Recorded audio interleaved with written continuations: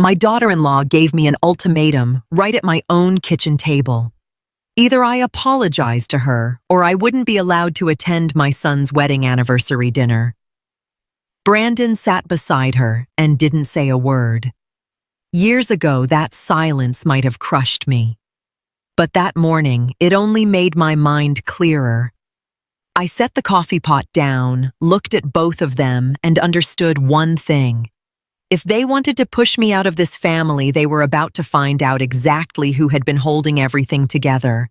Meredith pulled the power move right at my own kitchen table. It was an ultimatum, plain and simple.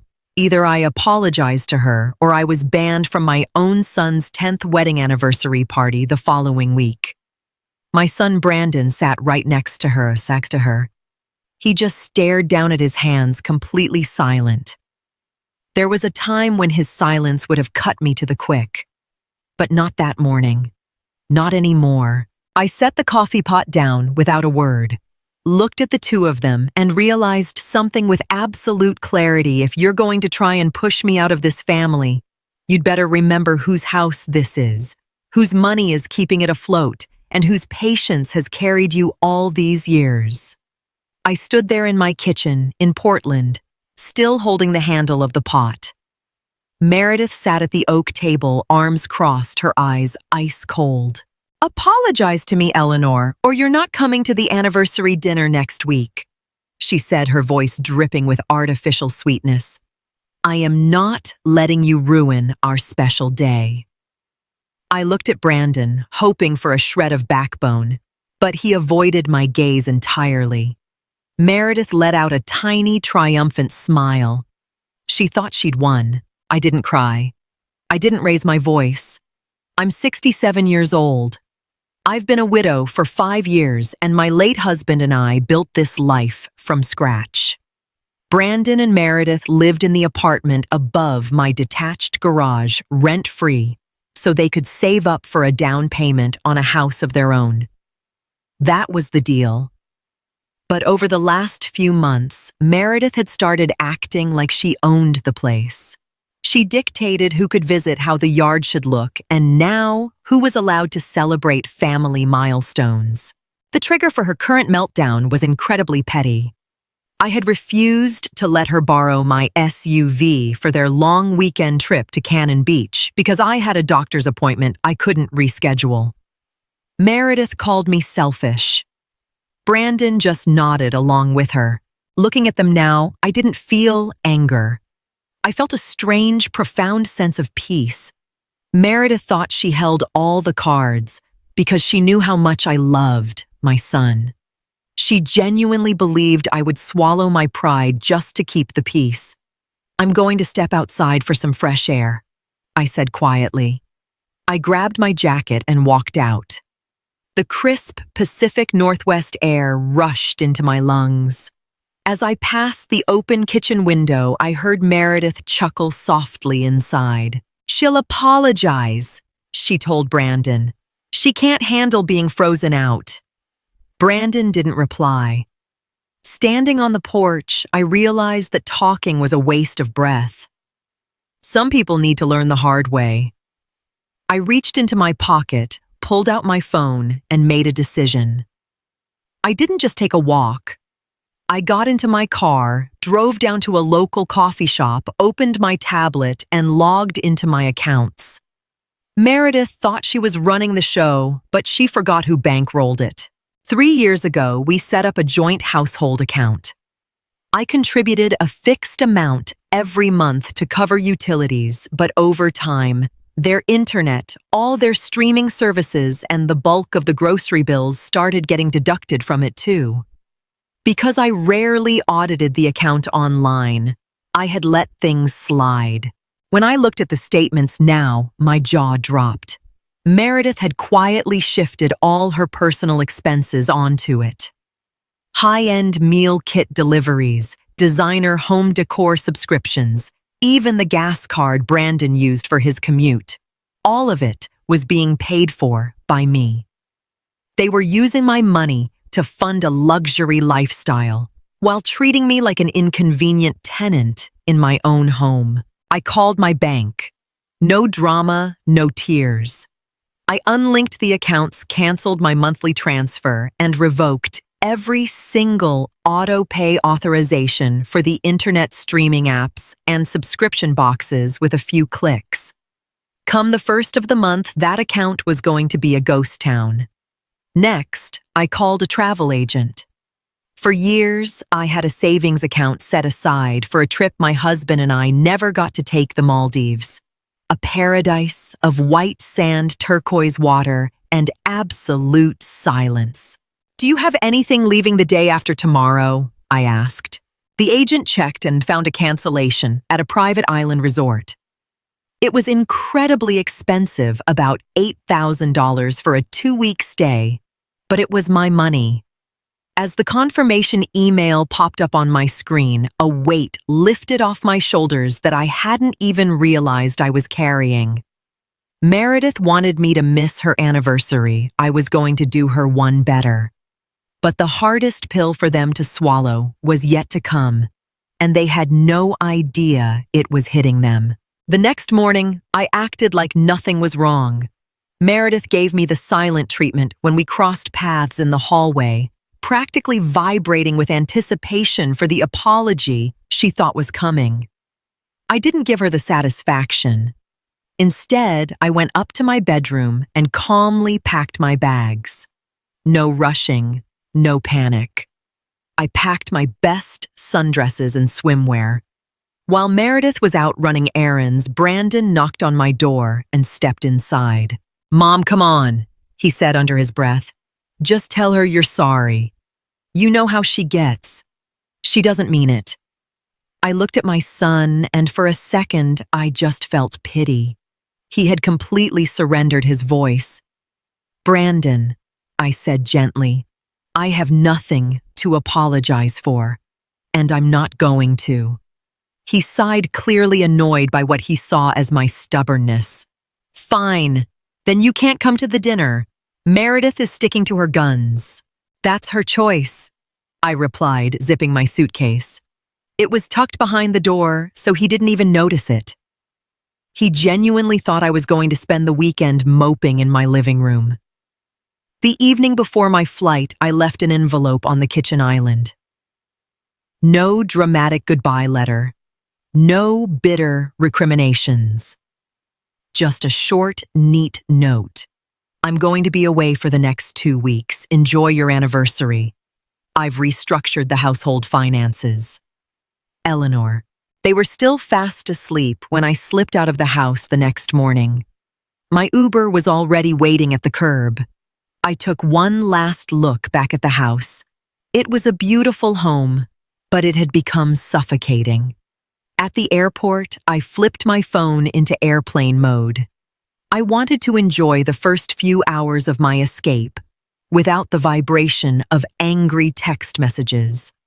The Maldives were calling, and back home, the house of cards was about to collapse. The Maldives were absolute paradise. When I finally turned on my phone in my overwater bungalow, I kept the cellular data off and only connected to the resort's Wi-Fi when I felt like it. For the first 2 days, I completely unplugged. I read, walked along the beach, and ate incredible seafood. I could feel months of built-up stress melting away. On the 3rd day, I logged into the Wi-Fi. My phone instantly went berserk. A dozen missed calls from Brandon. A barrage of texts from Meredith. Meredith's first message was demanding Eleanor. "Where are you? The Wi-Fi isn't working, and the bank says the household account is frozen. What is going on?" The next one, sent a few hours later, sounded significantly more panicked. Brandon's gas card was declined at the pump. "Please, call us immediately." I read through them with total detachment. I didn't feel guilty, but I didn't feel malicious joy either. It was just the natural consequence of their own entitlement. They had happily consumed my money without showing me an ounce of basic respect. Now that the faucet was turned off, they were realizing exactly who built the foundation of their comfortable life. Then came Brandon's texts. "Mom, please call. Meredith is losing it. The catering company for the anniversary dinner canceled because the deposit check bounced. Where even are you?" I typed out a brief response. "I am on vacation in the Maldives." As my note said, I have reorganized my finances. You both live rent-free, but your personal bills and subscriptions are your responsibility now. Have a lovely anniversary. I hit send, put the phone face down on the table, and walked down to dinner. The sunset was painting the ocean in shades of pink and gold, and I ordered a crisp glass of Sauvignon Blanc. The chaos at home felt a million miles away. On the actual day of their anniversary, the texts hit a fever pitch. My sister-in-law messaged me, assuming I was deathly ill. "Eleanor, are you okay? Meredith told everyone you came down with a horrible flu." Instead of texting her back, I simply updated my WhatsApp status with a photo of my feet kicked up on a lounge chair looking out over the crystal-clear ocean. No caption needed. It took less than 10 minutes for the phone to ring. This time, it was Brandon. I answered. "Mom!" he yelled, his voice strained to the breaking point. In the background, I could hear the clatter of dishes and Meredith shouting, "You're in the Maldives! Are you serious? While we are literally drowning in chaos over here?" "Hello, Brandon," I said, entirely calm. "Why are you drowning in chaos?" The caterer backed out because the account was empty. We had to run to Safeway and buy burgers and hot dogs to grill in the backyard. "Everyone is asking where you are. And now Uncle Dave just saw your photo. Meredith is upstairs, crying her eyes out. You completely ruined our day." "Brandon," I said, my voice turning to steel. "Meredith told me to apologize or stay away from the party. I chose to stay away. The fact that you two don't track your own expenses is not my problem. I have subsidized your lives for years, but that ends now. But you can't just cut us off like this," he pleaded. "It is my money," I replied. "You are both independent adults making good salaries. Figure it out." I hung up. It was clear my son still didn't get it. He only cared about his sudden loss of comfort, completely blind to the fact that he had allowed his wife to treat his own mother like garbage. I walked down to the pool and opened my book. I wasn't going to let their self-inflicted drama dictate the rest of my trip. It was time for them to learn what adulting actually meant. 2 weeks later, I touched down back in Portland. I was tan, thoroughly rested, and felt an inner strength I hadn't possessed in years. A taxi dropped me off in front of my house on a Tuesday afternoon. Brandon's car wasn't in the driveway. I unlocked the front door and stepped inside. The house was dead quiet. When I walked into the kitchen, I saw the envelope I had left on the island. It had been ripped open. Next to it sat a stack of unopened mail addressed to Brandon and Meredith past due notices for streaming services and utilities that had been rerouted to their upstairs apartment. They had clearly tried to scramble and fix things, but corporate bureaucracy takes time. I set my bags down and started brewing a cup of tea. Then I heard footsteps on the stairs. Meredith walked into the kitchen.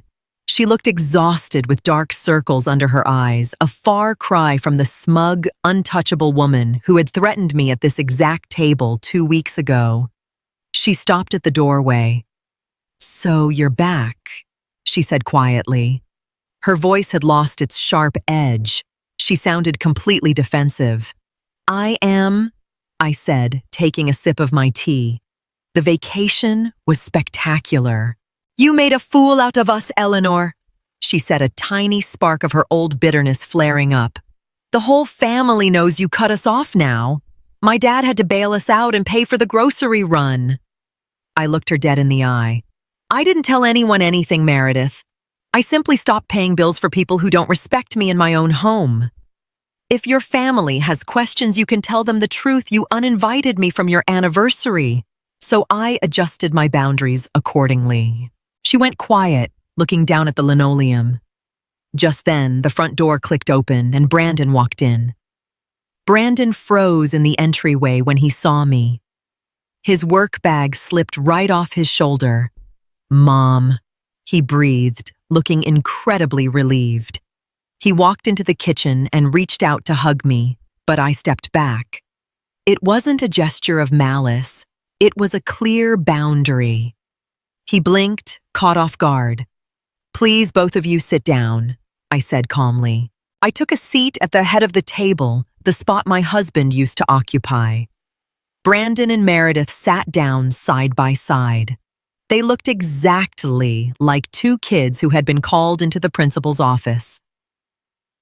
"We need to talk about how things are going to work moving forward," I began.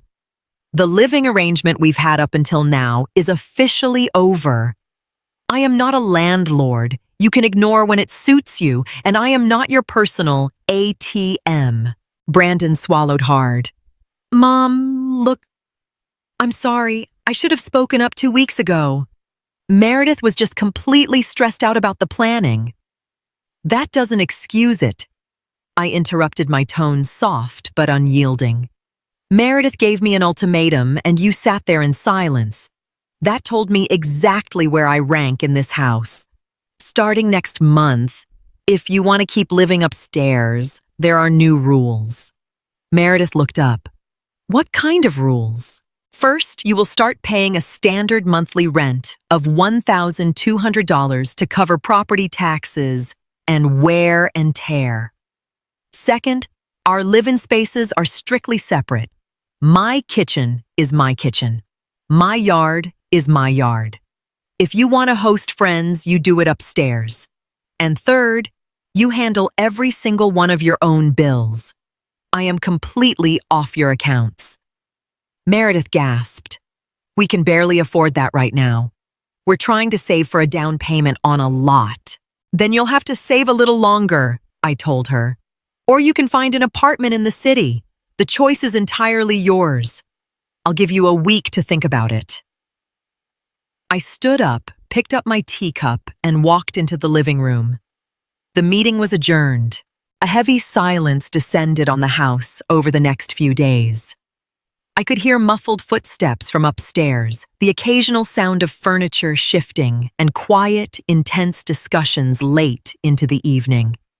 I stuck rigidly to my own rules. I went about my days, met up with my book club, and completely ignored the tense atmosphere upstairs. Meredith tried a new tactic, icing me out. When we crossed paths in the driveway, she wouldn't even look at me. It didn't register. I had finally realized that her contempt was just a mask for her own powerlessness. She didn't have any leverage left. The money was gone, and control over my home was firmly back in my hands. On the 5th day, Brandon knocked on my living room door, holding a piece of paper. "Mom, can we talk for a second?" "Of course. Have a seat." He sat in the armchair opposite me. We did the math. With the rent and taking over our own bills, things are going to be tight, but we can make it work. Meredith realizes she overreacted. She wants to apologize. At this point, her apology didn't mean much to me because I knew it came from financial necessity, not genuine remorse. "Brandon," I said seriously, "she doesn't need to apologize just to placate me. She needs to change how she treats me. If you two are staying, I expect basic respect. No more demands. No more talking down to me." "She's terrified you're going to evict us," he admitted. "I'm not throwing you out," I said.